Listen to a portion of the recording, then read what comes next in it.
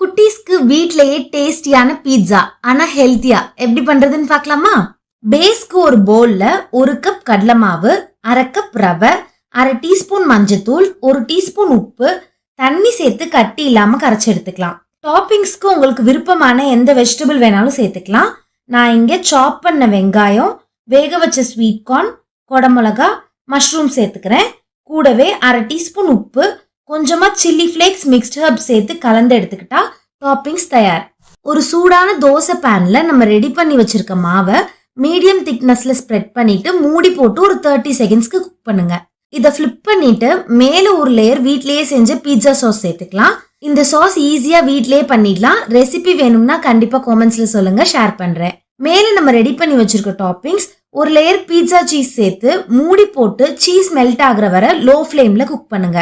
Cheese நல்லா melt ஆனோடனே cut பண்ணி சுட சுட சர்வ் பண்ணா நம்மளோட ஹெல்தியான பீட்சா வீட்லயே ரெடி ஆயிடுச்சு.